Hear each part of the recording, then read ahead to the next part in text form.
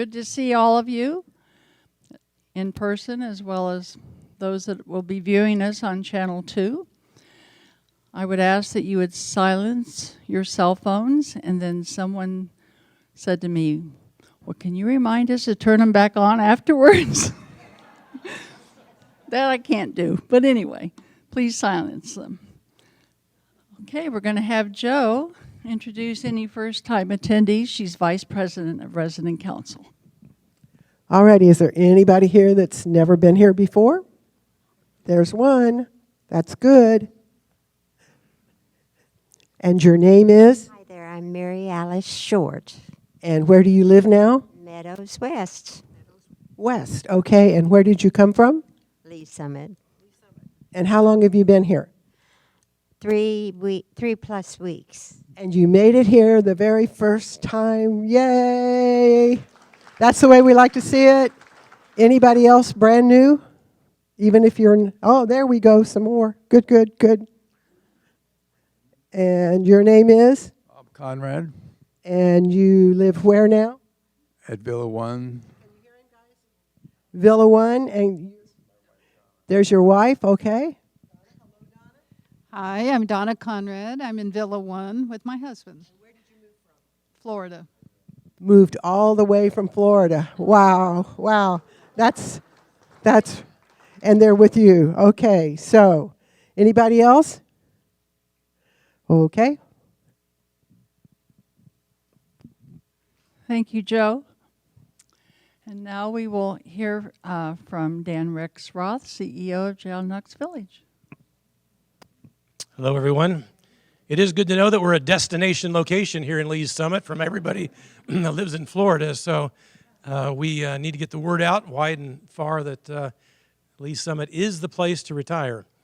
So last week, you knew that it was Good Neighbor Week.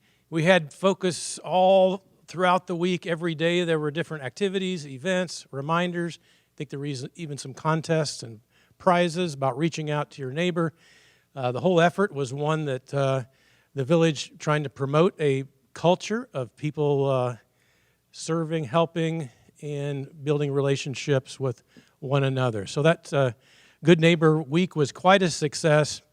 And I went to one or two events, and it was just tremendous. Thank you for participating, and thank you even more for reaching out on an everyday basis, 365 days, to your neighbors, because that's what part of village life is all about. But today I wanted to really emphasize a special thing, because did you know that even our pets can be good neighbors? So some of you might not have known that, but just last week, a gentleman resident by the name of Larry Denton, who lives in Villager East, was taking his dog, Blue, out for a walk, taking him outside. And Blue is a very obedient, very intelligent dog, I understand. I haven't met Blue yet, but I hope to. So as Blue was walking down the hall with Larry, Blue stopped. Larry said, "Come on, Blue, going out for a walk." Blue sat down. Larry said, "Come on, Blue," tugged on Blue's collar. Larry said, "Blue, come on. This is not like you. We're going outside." Tugged on him. Blue laid down, put his paw up on the door that they were walking down the hall by.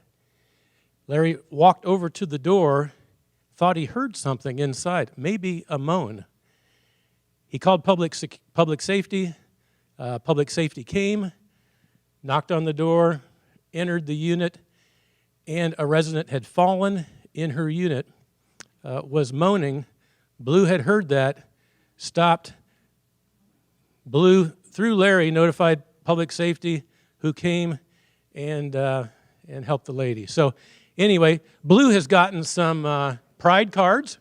So we're thankful for that, and it's good to know that pets can be good neighbors too. So with that, Jan, I'll turn it over because I want our distinguished panel to have time. Thank you, Dan. And for those of you who don't know me, there are a few new people here. I am Janet Crowell, President of Resident Council. I forgot to mention that. Now we will hear from Maria Timberlake, Vice President of Senior Living. Thanks. Hi, everybody. I too will be brief because I know we have a full program today. Do you remember what this week is? Survey, exactly. Remember last month when I was here, I told you we would be executing a resident survey. And for those 97 of you who indicated that you wanted to receive your survey electronically, you should be getting that in your inbox on Thursday, the 5th. And the subject line will say, John Knox Village wants your feedback. So be looking for that. For those of you who did not want an electronic survey, you will be getting yours in the mail. They were put in the mail in time to arrive also on Thursday the 5th, right? Can't control the post office these days. So the 5th-ish, you should be getting your paper survey. So we do want you to, take a little bit of time, answer that survey honestly. If you only want to answer one question because you hate surveys, just answer the overall satisfaction question, but still send it back. So we appreciate you taking your time to not only complete the 1 through 5 ratings, but any comments that you had. And come the end of November, we'll be getting a complete report from Holleran, and then I'm working with Janet to arrange a good time to come back and share with you what those results are and what we plan to do with those results. So please, as leaders of the residents, please reach out to your friends and neighbors and remind them and encourage them to complete the survey. Thank you. Thank you, Maria. Diane Demarest was unavailable to come today, and she did ask that I remind everyone that this coming Friday and Saturday, there's an arts and crafts fair in the pavilion, and the foundation will be selling those wonderful nuts that they do every year. So don't forget to stop by that booth. And now we will have the reports from our 5 committees. We will start with Jim Davis, Finance.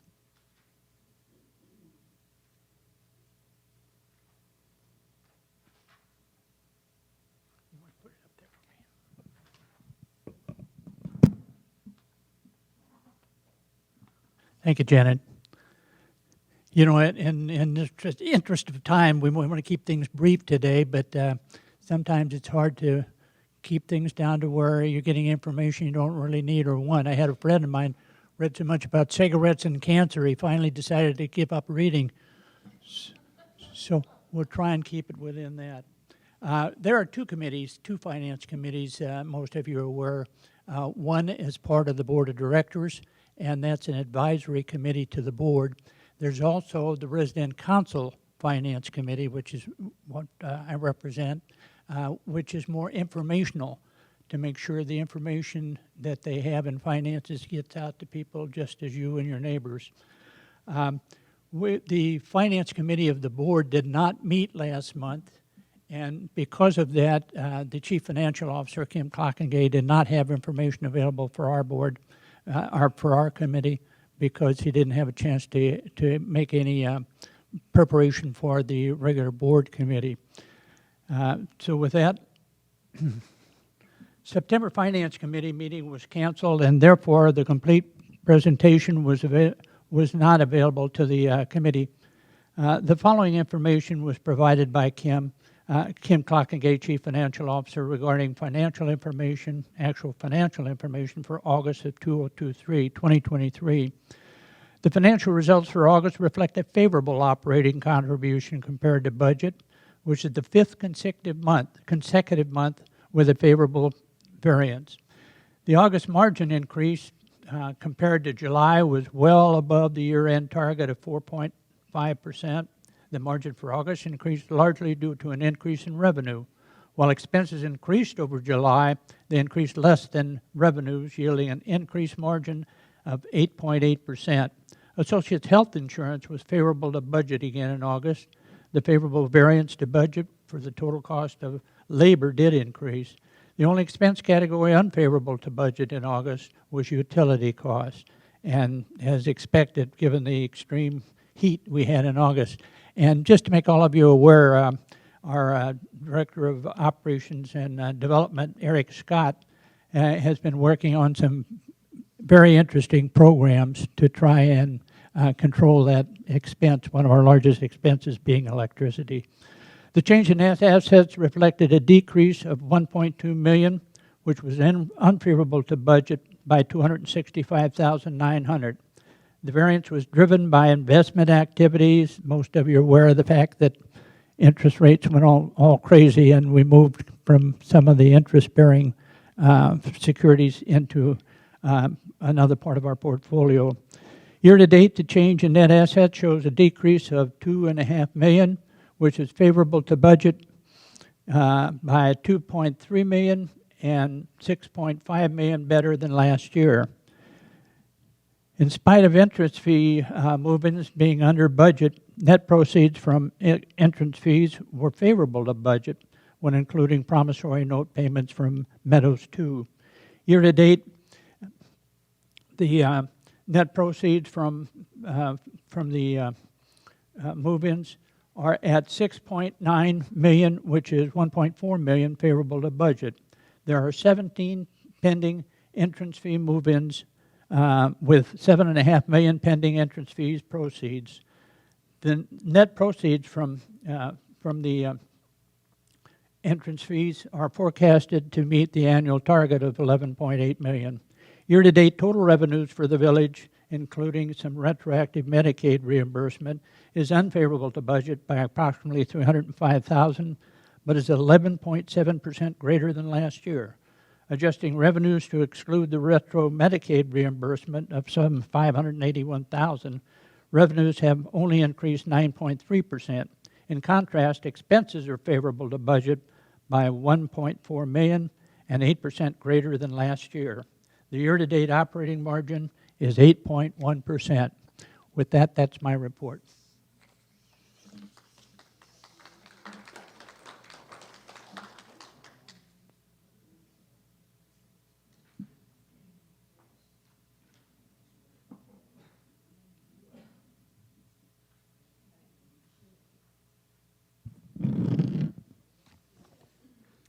Hi, I'm Mary Ann Davis, Chair of the Health Service Committee. The Health Service Committee met on September the 11th in the Meadows Community Center. The speakers were from Deer Oaks behavioral health providers who focus on residents of long-term care facilities. Melanie McGraw, JKV Care Coordinator, introduced Mike Seitz, the Deer Oaks Regional Director of Business Development. He spoke briefly about the organization and introduced Kevin Fall, PhD, and Stephanie Sanderson, MSW, and licensed clinical social worker. Dr. Fall, who prefers to be called Kevin, and Ms. Sanderson spoke about their practices on campus and answered questions. Kevin's focus is on one-on-one counseling at an independent living residence home. The sessions last about 50 minutes. Ms. Sanderson works primarily with residents in assisted living and village care center. In addition to her training in social work, she is trained in eye movement desensitization and trauma recovery. Melanie McGraw facilitates referrals and appointments, and before the first session determines insurance coverage. At the first meeting, the therapist will conduct an assessment and inform the resident about any copay. The minutes of the August meeting were approved as written, and the chair of the Resident Council Nominating Committee confirmed committee membership and term dates. The chair reminded committee members about the September health fair. The JKV dietitian was recommended as a speaker at the October 11th meeting, which will be held in the administrative boardroom. Thank you.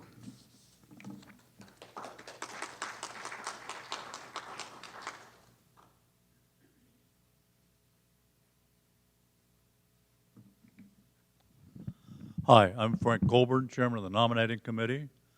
Our committee met on September the 19th.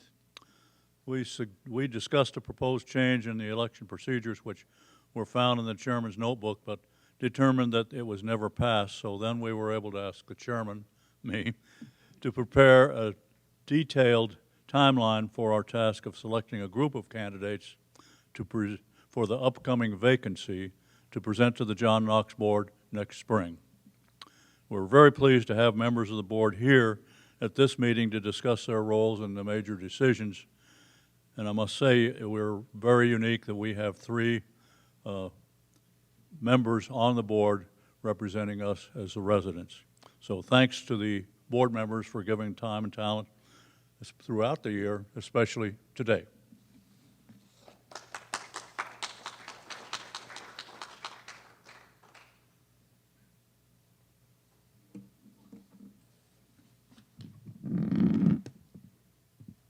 Is that okay? I'm Martha Wood, Chair of Resident Services. We met on September 11th. Do it better this way. Our speaker was Kelly Snell, Director of Life Enrichment. She spoke about the village's strategic plan to elevate, innovate, and relate. This is a list of those ideas and plans. To make sure that associates feel valued and good about working here. More and more residents are online, and there will continue to be more information added to JKV Life. There is a major initiative to increase brain health programming. The village is working with KU Medical Center to develop an entire Parkinson's program. There will be a custom program based on each resident's score on their Virtue Sense assessment.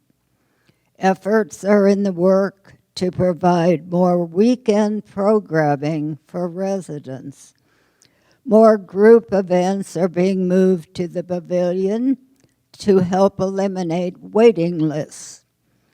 There will be new technology for additional lifestyle and lifelong learning. JKV will partner with UMKC to bring you some online classes. Also, Can Do is offering classes on how to get the most from your internet devices. Chaplain Jim believes brain health and spirituality go hand in hand and is working toward that. There will be a combined holiday event celebrating both Hanukkah and Christmas. Also, thought is being given to possibly some blended contemporary services between the village church and residents outside churches. There is new focus on volunteer recruitment and making sure volunteers feel valued. John Knox Village will be working with United Way and will elevate their partnerships with UMKC, University of Central Missouri, and Lee Summit West High School. Kelly was explicit that they are exploring every possible avenue to fully staff the salons, as well as housekeeping and public safety. Maria Timberlake said that after they received the results from the Holler and survey, department heads will share their specific results and future plans accordingly. Our next meeting is October 9th. Thank you.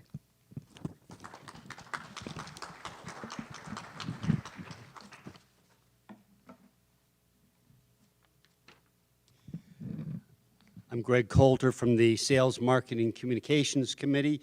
We met on September 21st. Our first action of business was with regret to accept the resignation of Anna Margaret McGuire, a longtime member of the committee.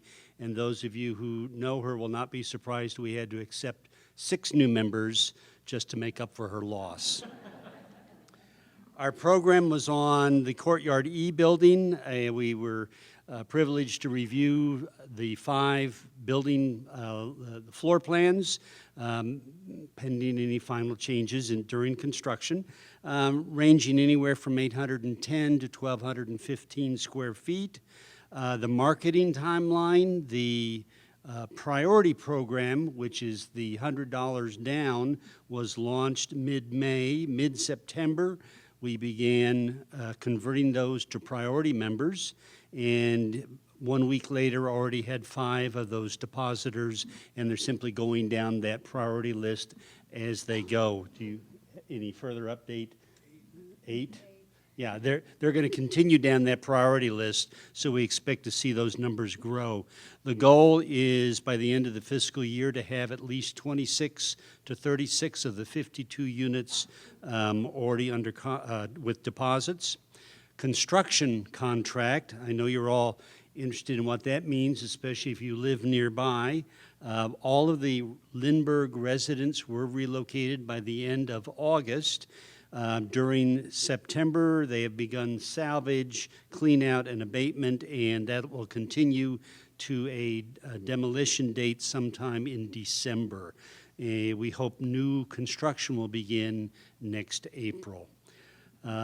Turning then to the regular marketing update, the numbers I give you here each month are always quite abbreviated because I realize by this point in the reports you don't need a lot more numbers. You are welcome to any of our meetings if you are really interested in the sales and marketing numbers. I'd encourage you to come visit. But in summary, our leads exceeded our goal, 212. Our goal was 175. Deposits and actual move-ins were slightly below our goal for the month, but year-to-date remain pretty much on target, and our entry fee revenues are pretty much on target through the first 5 months, but as Jim mentioned, when we add in the pending, we've already hit 90% of our goal for the year. Pending is still pending, but it's a good year shaping up. A couple of updates on where we are on the new and previously constructed. The Meadows East expansion still has 4 available, or did on September 20th. Is that probably still? Yeah, yeah, it changes. There are appointments, and so some of them go on hold. You'll hear different numbers, but I think there's still 4 left. Phase 8 of the villas, the one that was completed last year, all 7 have been sold. 2 are still pending move-in. Phase 9, which is currently under construction, of those 7 units, 5 are already sold. So we're doing well there. Our next meeting is always on the 3rd Thursday of each month, so October 19. Join us in the Villager Room number 155. Thank you. Okay, I just wanted to say that I am in awe every time we meet and we hear from the committee chairs. We stand on the shoulders of a lot of people that have come before us to make resident council an opportunity for we, the residents, to work on things that we see and need and share that with management. And then it ultimately goes to the John Knox Village Board of Directors. So without further ado, I'm going to ask Dan to introduce our program. Thank you, Janet. If the board members could come on up now. We have a very distinguished panel. And first of all, I'd like to just echo Janet's comments about the resident council. And, you know, you hear me say often how what a strong, vibrant resident council we have. I don't know of another life plan community in the country that has as active, involved, and engaged resident council as we do here at John Knox Village. But it takes leadership. It takes your volunteer leadership and participation in committees. I know most of you are serving on a committee, so thank you, and it's a great way to keep those communication lines open. So most of you know that we have board of directors at John Knox Village. We actually have 2 boards of directors, Premier Life and John Knox Village. We've got 5 board members that are with us today. They're going to introduce themselves, so I won't steal any of their thunder, but just want you to know and make sure that they know how much we appreciate them. Sometimes they come first thing in the morning. Sometimes they come and stay in the evening. A lot of these folks have had very distinguished careers, very active, and they're not people who've worked 9 to 5. So their commitment and volunteerism is tremendous because they believe that John Knox Village, that we have purpose, meaning, and that there are great things that happen here. So that's why they're involved. Also, some of them have family members that live here, so they might talk about that too. But without further ado, I can't remember. I think Chuck's up first, and so we'll let Chuck go, and thank you all for coming today. There you go. We know this one works because someone else tested it out. I'm Chuck Robb, and I serve right now on the John Knox board and have for quite a number of years. I went through, we have what are called term limits on our board, so board members can't serve many years in a row, but I went through one set of those, and then I was off the board for a short time, and now I'm back on again. And I'm one that does have family members that live here. My mother lives in assisted living. She's been here almost 2 years now and loves it there, and we all love having her there. And some years ago, my father was in the care center for a period of time before he passed away. And so, you know, we have a long history, and I've lived around here my entire life, so I watched this place be built in the 70s, and so that was interesting too. In my other life, I'm the Chief Financial Officer of St. Luke's, and I've been doing that for a long time. I've been there over 30 years and have seen St. Luke's go from one hospital to 14 and from one spot on the plaza to places around the Kansas City area and out into the countryside. The John Knox Board is responsible for working with management. Dan is the CEO and other members of management to basically oversee the operations of the village. It's a not-for-profit. We're all volunteer members of the community. I needed some help with the microphone. And so we serve voluntarily, and we try to make the best decisions with the advice and counsel of management for the village. And you have a great management team here, a management team that has been in place for a number of years, and you know, that's not universal in America, that everybody has a good management team, and so we should not all take that for granted. And you're all a big part of that, and how you provide advice and counsel to management and the board, and we really appreciate that. We appreciate having residents on the board of directors. That's a very powerful model for a life care community like John Knox. I want to be sure I get through my list here because Dan provided me some notes to cover. One of the things that we do is we really, I mentioned we work with management, but we really oversee that management, and we're responsible for you all having a good CEO, and you sure do. You have a top-notch CEO who's been here a long time. He reports to us as board members. We provide feedback and all the things that you would expect.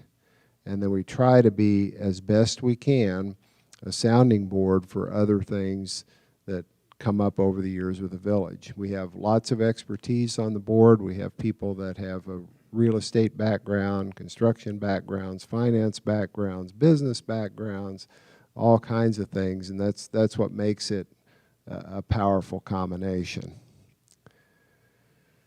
So I think I'll stop without taking up too much time and pass this on, and we'll go through our list here.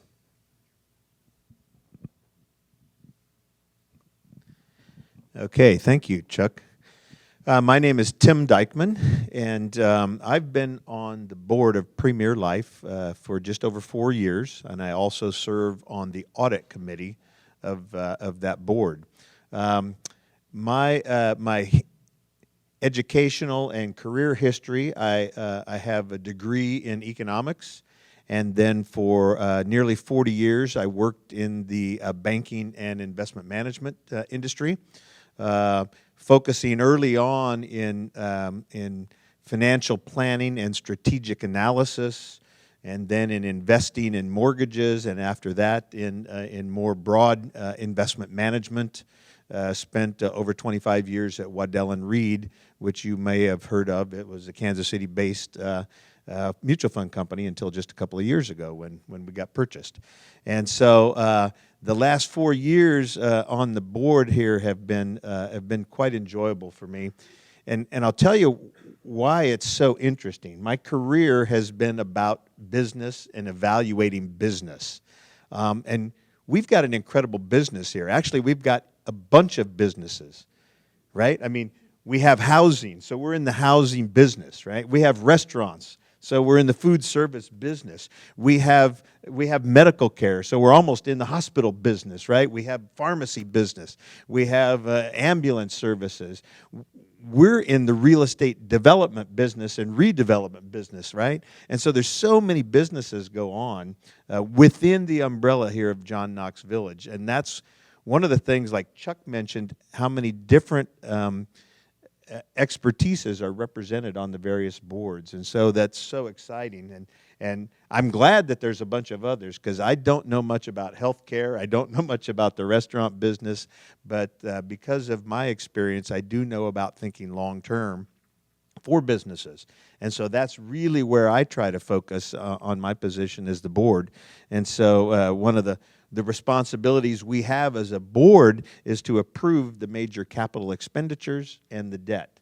And so we've seen that over the last few years with the Meadows 1 and 2, significant investment in those big projects, much of that financed through debt. And so it's the board's responsibility to approve that. Now, management does all of the footwork in that, but they come to us with the plans, and it's our job to take a look at that and make sure, is this going to be financially viable, right? Are we going to be able to complete it according to the plans, within budget? Once we get it completed, are we going to be able to sell those units? And once we sell those units, are we going to be able to pay off that debt? And those are long-term decisions that we have to make. We also, many of you are here on an entrance fee contract, and so we have a big responsibility there, because many of those contracts have a reimbursement to the residents at the end of that contract, either when you leave the residence of the community or to your heirs when you pass away. We have those funds, and it's our responsibility to make sure they are used well and that they are safeguarded, so that at the end of your contract, you can get that money back. And so that's another important part of the board's role to approve the investments. So are we managing that money well and safely? Another part of this is the long-term strategic initiatives. And that's really, we heard about several of those in the reports that you just heard. The redevelopment that's going on. I mentioned the Meadows 1 and 2, the villas. So much of this real estate that was developed 30, 40, 50 years ago needs to be redeveloped now. Those are long-term strategic plans, and so we have to work with management to review those plans, to try and decide which particular areas of the development here need to be worked on, in what order, what are we taking down, what are we putting back up. Big decisions, long-term implications, and so the board spends a lot of time thinking about those things. And then all of that kind of feeds into one of the key things is the long-term financial viability of the village. The village has been here over 50 years now. We have, how many residents do we have? 800 some, 900 some, over 1,100? In independent living, okay. And so there's a responsibility there that this facility, this village will continue to operate year after year after year. And so it's very important for us to look a long ways down the road. And I know when I was teaching my children to drive a car, I asked them, do you know how to drive in a straight line? And I said, you got to look down the road. If you look right in front of you, you're going to be veering all over the place. To drive in a straight line, you got to look down the road. To reach our long-term goals, we have to be looking out into the future. And of course, we know we never see that future clearly until we actually get there. But it's still our job to continuously look down the road. And while management is executing day after day after day, taking care of things one day after the other, the board's job is to make sure we have a vision for down the road. And so that's one of the parts that I really enjoy. And it's a difficult thing to do because, you know, we only have 20/20 vision in hindsight, not in foresight. But it really is exciting, and this is a great community. And so I'm just proud to be part of this group. Thank you, Tim. My name is, try this. My name is Fred Grogan. Are you hearing me? Okay. Now you can. Okay. I've been on the board of Premier Life for the past 5 years.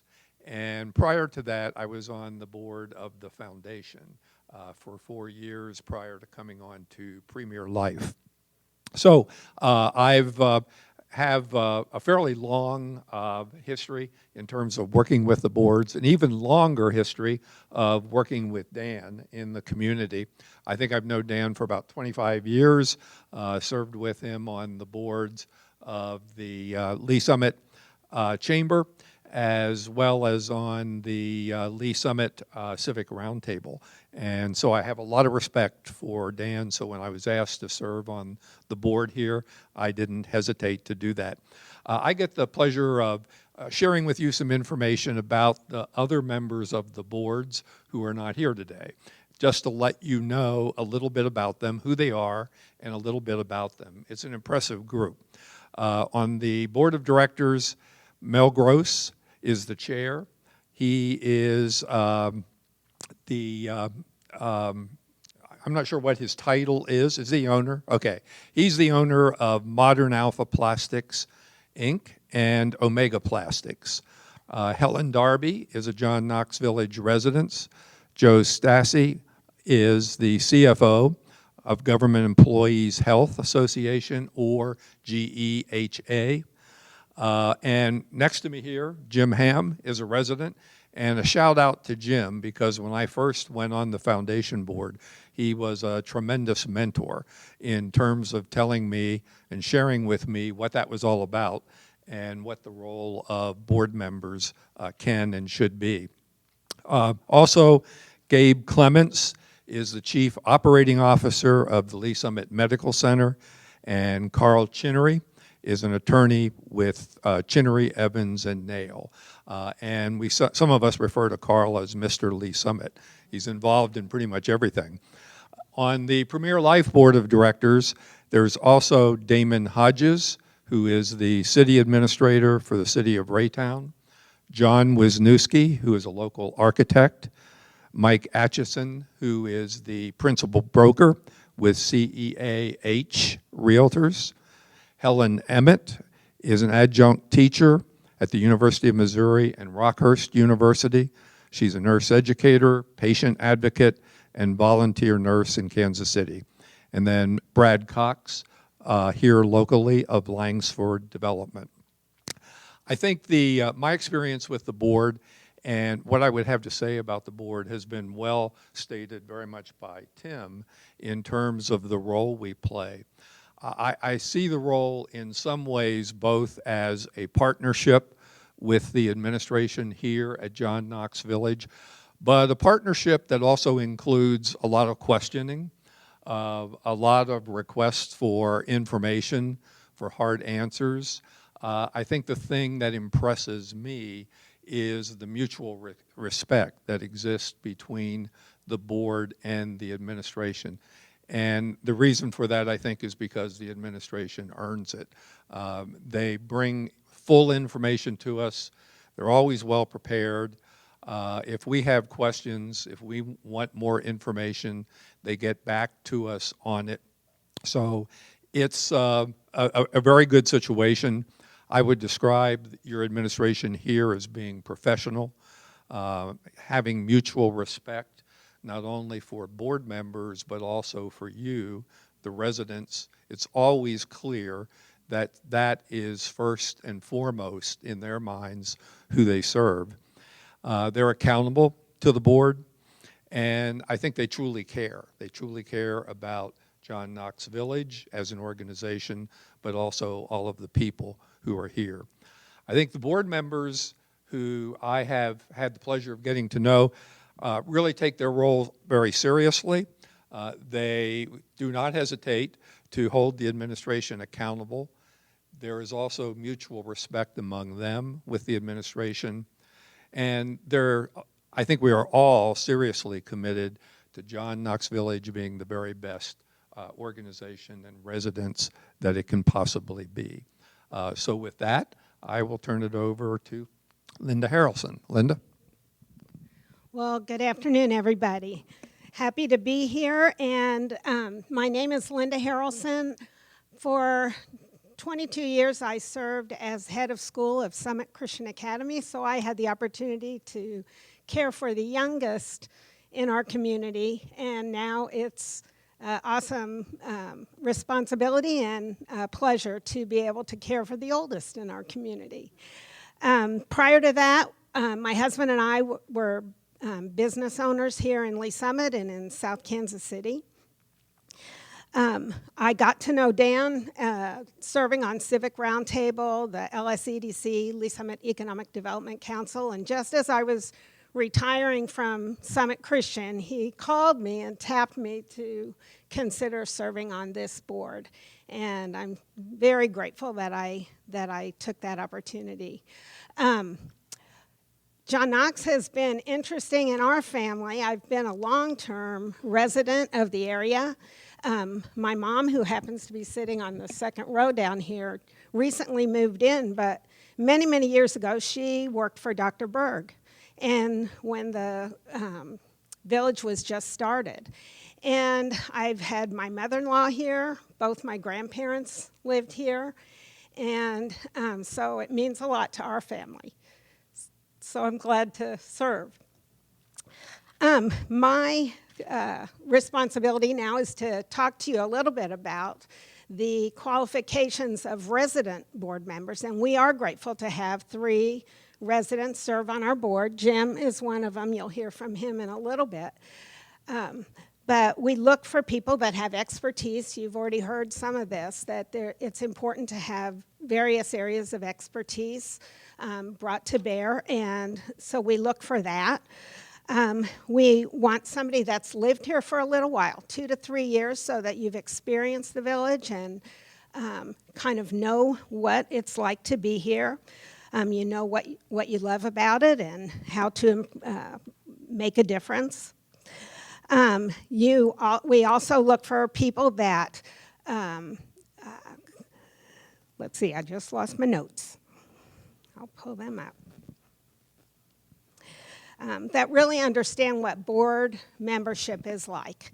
It is really a responsibility to look at the overall board. It's not for individual purposes, but it's for looking long-term, as you've already heard. And you have the opportunity to serve up to 6 years, so 2 3-year terms.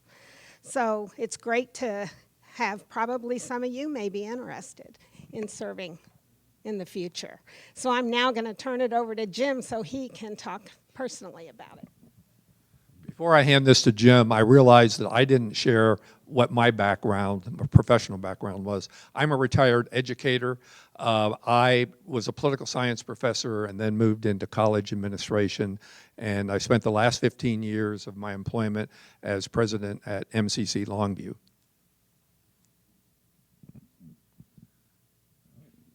This is going to be an interesting situation. I'm one of the 3 resident board members, and my name is Jim Ham. Diane Demarest, who is another resident board member, was to be in this place this afternoon. And she did, thankfully, prepare a document here. and I'm sorry she's evidently ill, and I'm happy to take her place. I know that Diane has lived in the village for 9 years. My wife, Kitty, and myself have lived in the village for 15 and a half years, and my parents lived here prior to that. So we go back a ways, too, with the village, and it is a wonderful place to live. I will share with you, Diane is on the operations committee, and I'll share information that she's prepared. Let's see here. Her committee is assigned to serve on the operations committee, which she thoroughly enjoys. The committee is chaired by Gabe Clements, who is the Chief Operations Officer of Lee Summit Medical Center.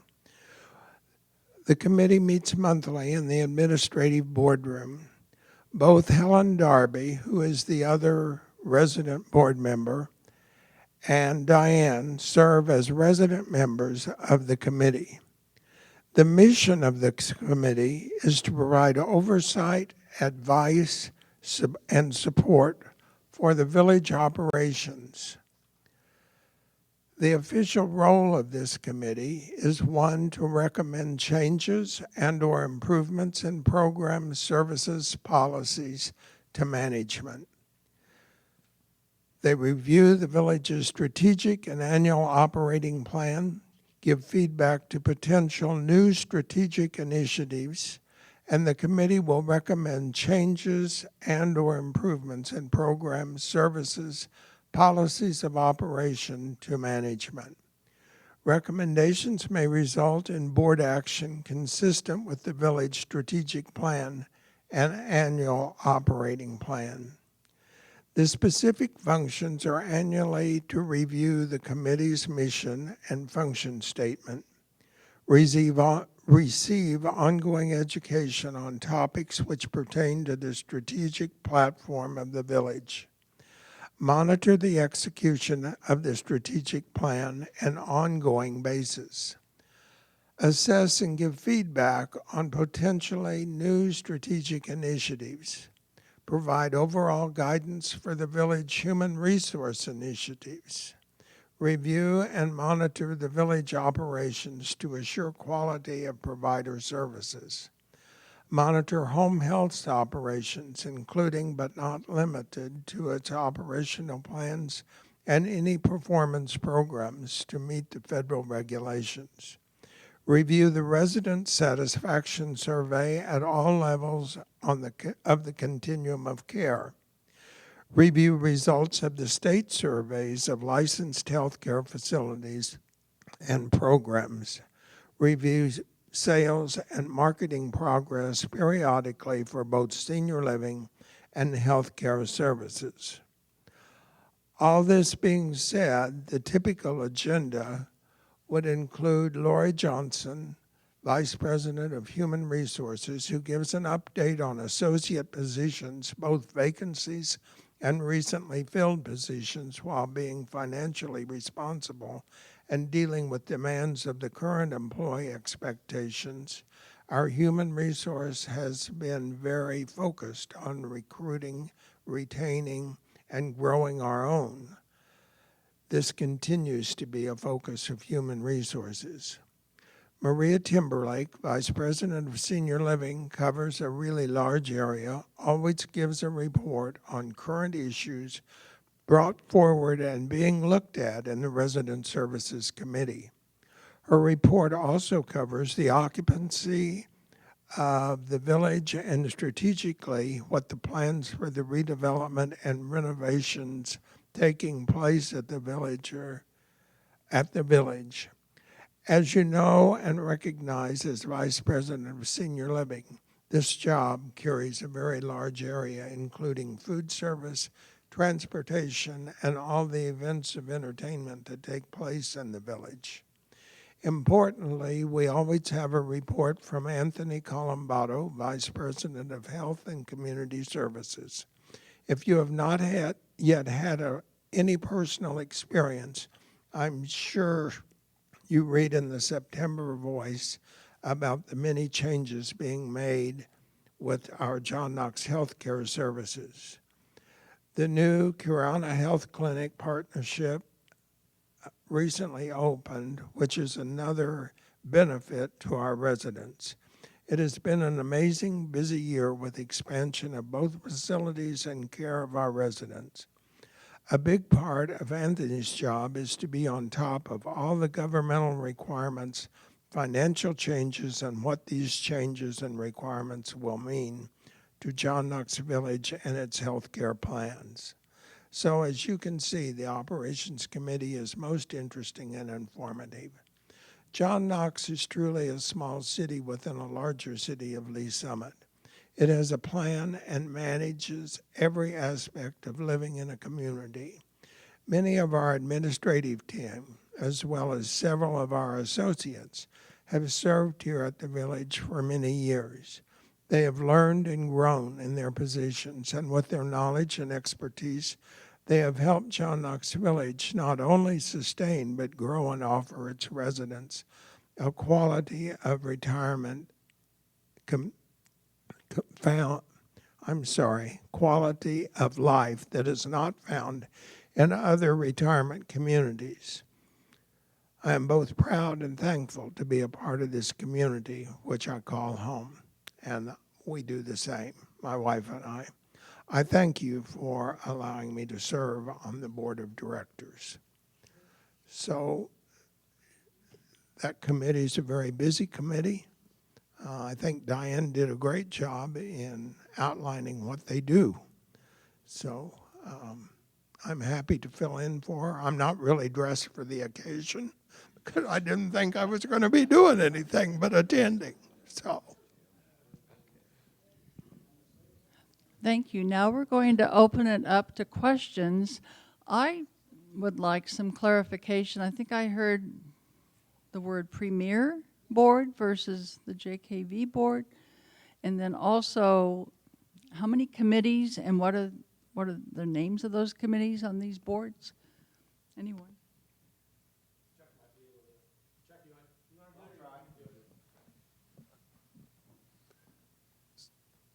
So there are several boards at John Knox, and the couple that have been mentioned here, actually 3 have been mentioned. The foundation, which is overseeing the kind of the fundraising aspect of the village. Premier Life is a parent board to John Knox Village, the operating board. And Premier Life also has a real estate subsidiary that holds title to some of the properties surrounding the village. But they're really all operating as one integrated operation. The primary committees that oversee the operations of John Knox, Jim did a great job of describing the operations committee. There was a discussion about investment of the funds, and there is an investment subcommittee for the village that Jim actually is the chair of, and it works with our outside advisors to make sure that our village savings funds and investment funds are appropriately invested. There's a finance committee, which I'm the chair of, and we oversee the debt part. You heard mention of approval of debt and financings, and when we do these big construction projects. There's an audit committee that works with the outside auditors to have an annual audit of the village. And that's important for all of us to know that there is an outside party auditing what our board and our management and everybody does every year, and that's necessary also for outside reporting. What committees have I forgotten, Dan? There's a lot of committees, and John Knox has them very well organized. There's a charter for everyone. We understand what we're supposed to do. Many of us have experience with other organizations, and so we can bring that to bear there too. Is that okay? Sure. Chuck mentioned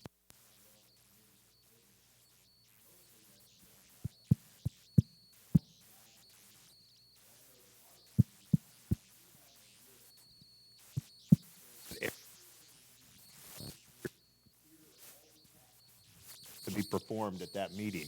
And so I don't have to think about, hey, what are we supposed to be talking about this time? Because it's all laid out, and from year to year, consistency. And what that does is make sure there's not things that get dropped. Things don't go, onto the wayside, and we forget about dealing with them. And so I think that's very important to have efficiency in what the committee's doing. We know what we're supposed to focus on at each meeting, and there's nothing gets left behind. So. Other questions?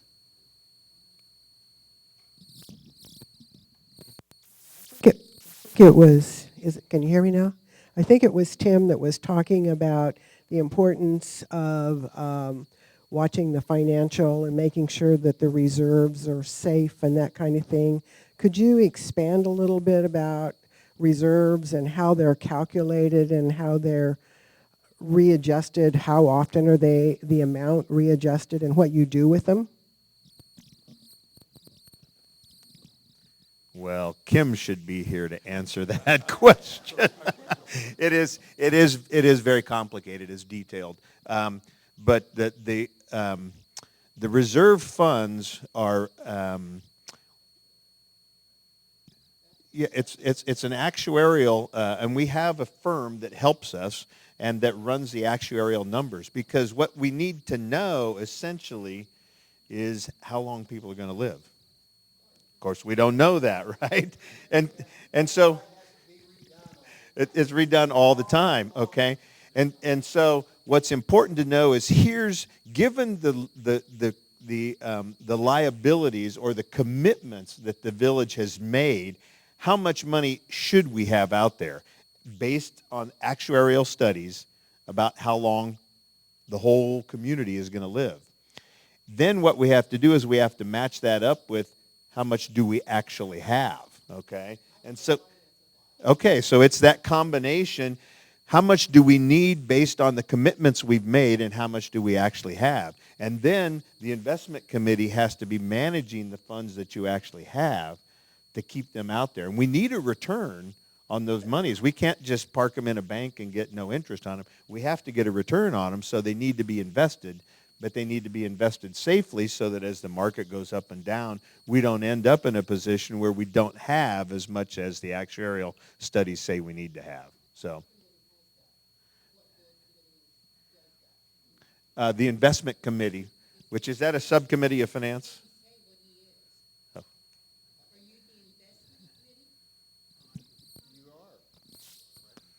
I'm chairman of the investment subcommittee of the finance committee. Yeah, no, that's what I do. So, and I didn't tell you either. I didn't think of it. My career was in banking. I was 35 years at Blue Ridge Bank.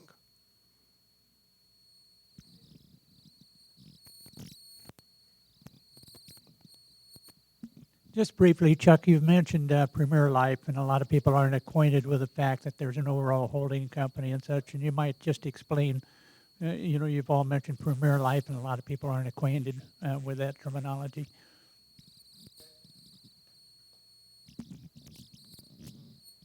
Well, Premier Life is just another not-for-profit like John Knox Village, and Premier Life is the member of John Knox Village, which means it is the sort of the owner.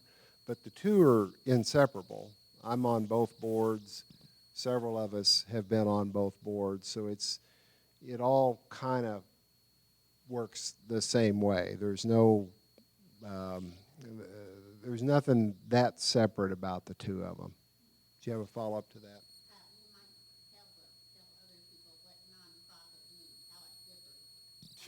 Sure. Well, the not-for-profit status is that we don't have any shareholders.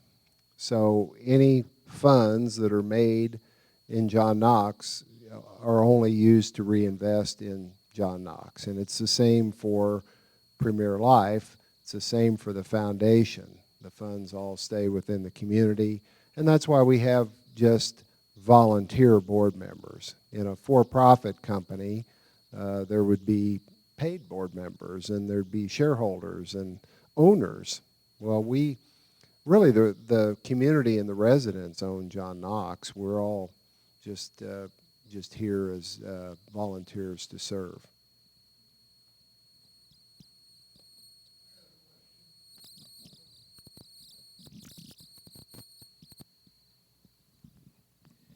Four or 5 years ago, somebody in this organization sold a sizable portion of land across Pryor Road, okay, and it's developed into a wonderful community.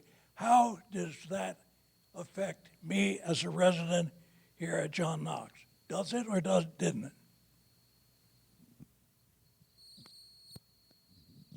Do you mean as far as the benefits of that land being sold? Is that what you're asking?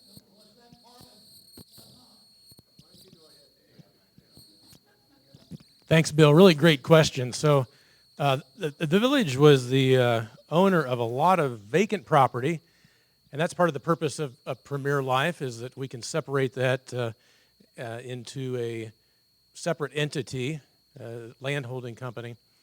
But Bill, that's a really good question, because when you think about it, land is just an asset, right? So assets can take the form of cash, they can take the form of land, it can take the form of a number of things, business, building. And so the village determined, with guidance from the board of directors and management doing some analysis, that you want to always make the highest and best use of whatever assets you have. And so the decision was made that because of the growth in this area, and you all know that within 2 or 3 miles of John Knox Village, the development and the building that has happened over the last few years. So it was determined that the highest and best use of that property, we could monetize the land asset, which basically means if we sold the property, which we did, we could get a very good return on that, and then those funds could be invested in what we were just talking about. That cash could be invested to grow. So that's what we did. Interesting comment, when we put it up for sale, the broker that we used, who's a very prominent broker in Zimmer Newmark, some of you may see those Zimmer signs around, he said, you know what? He said, it's one thing to put a property up for sale. It's another thing to actually sell the property. He said, I've had property for sale and signs up for sale in some parts of Kansas City, and those signs have been up for 10 years because we couldn't ever get anybody interested in that property. We had multiple people interested in this property. We got a high value for the property, so I think it was a good time to monetize that asset, turn it into cash. So in terms of how does it affect you, it's just taken that asset and moved it into cash, which we get investment returns on. Yeah, John.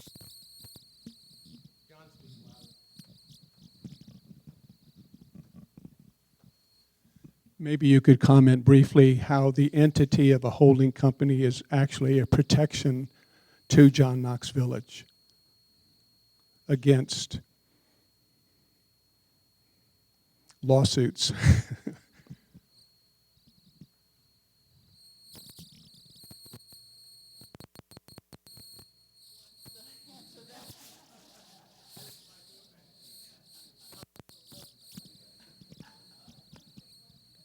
You can always count on John to ask the hard question.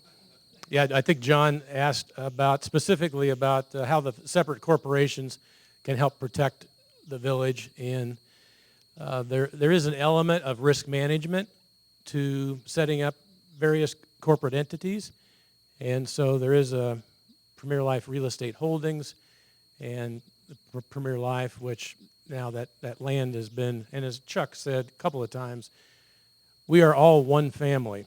So one way you might say it is we birthed our own parent.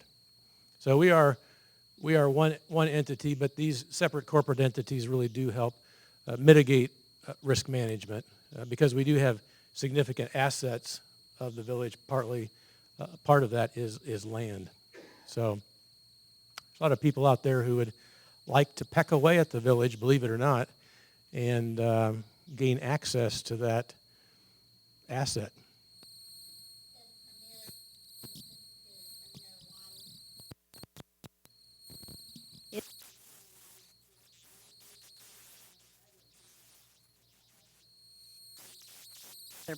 other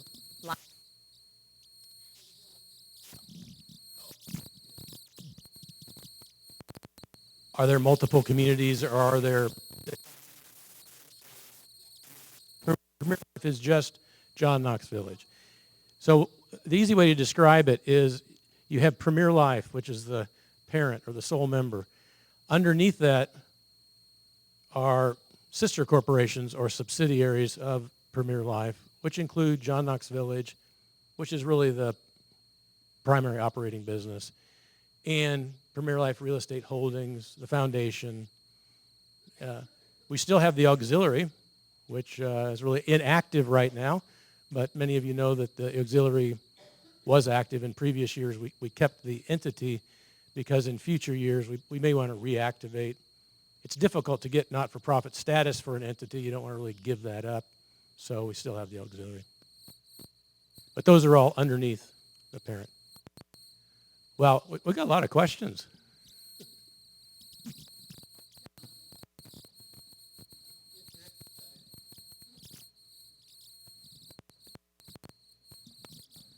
John Knox.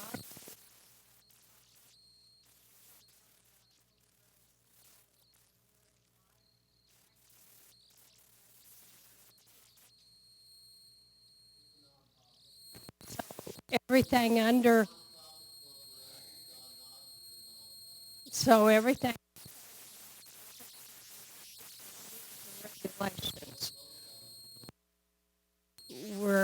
We have an over.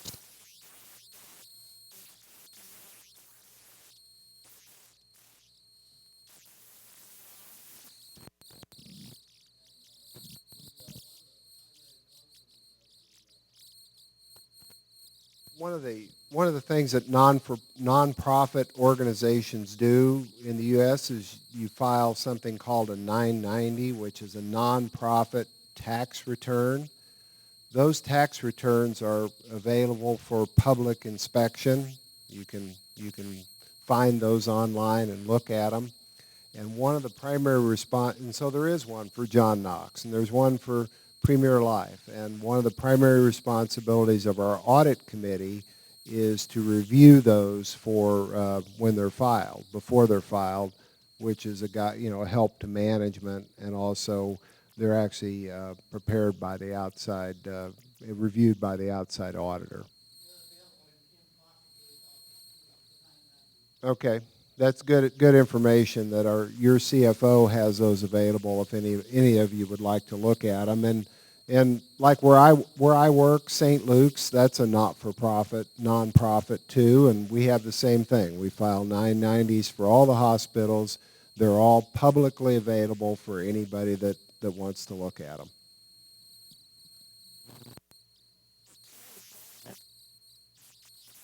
That's the out. Is there someone that has a burning? I was just going to add one other clarification, hopefully. A corporation is just a legal entity.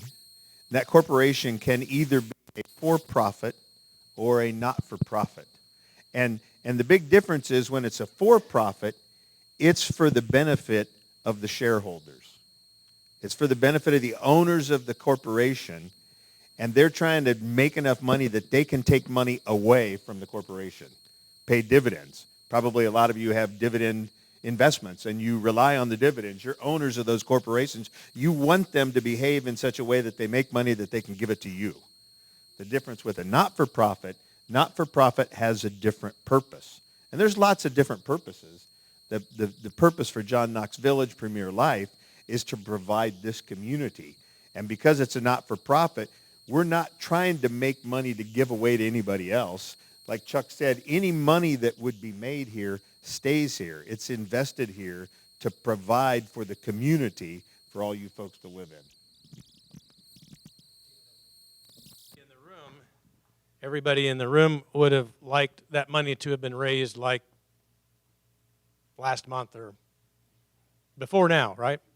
So we have had 2 or 3 grant applications that have not been funded, and we are continuing to work with the foundation, but I don't know that we're ready to give up. I don't know that the foundation's ready to give up and say, well, we can't raise the money, so the village just needs to borrow the money. I don't know that we're ready for that. I don't know that you want that to happen. I've talked to a couple of residents who said, let's just get that EMS crew quarters built. Well, what does that mean? That means probably borrowing money to do that. I don't know that we're ready just to say, you know, if there are people out there who we can uncover outside the village or inside the village, individuals, who knows, we're going to continue to try and do everything we can to raise the money in donations, and that's the best way, I think. Now, you know, if that doesn't happen, at some point, we might need to say, okay, let's go to plan B. But I think first we need to exercise some patience and some perseverance and say, you know what, this is a good project. We just need to find the right donor and really seek out, work hard to try and find out those donors that are out there. Well, I think we need to, unless it's a really burning question, we need to close.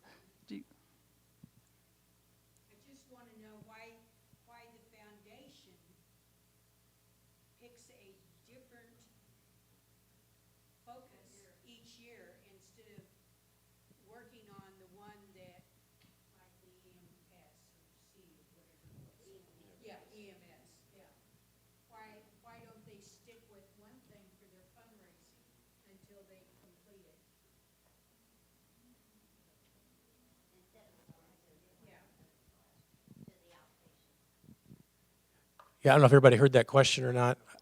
I think the question, Charlotte, if I'm summarizing it right, is why didn't the gala again this year focus on the EMS crew quarters?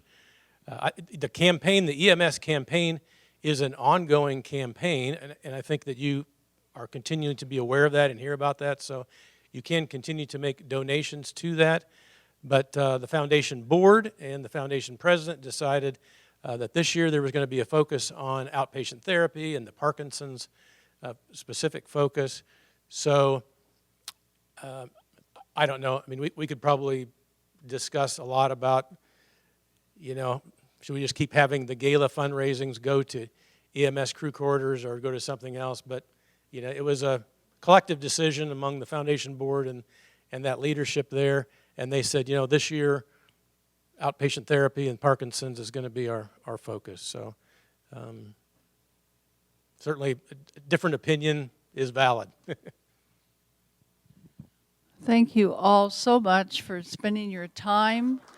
Yes, big round of applause. I just want to remind you that next month our program will be Mary Beth Roberts, Eric Scott, and Jeff Hobbs. They will be talking about inventory and unit renovations, everything you've always wanted to know. See you next month, if not before.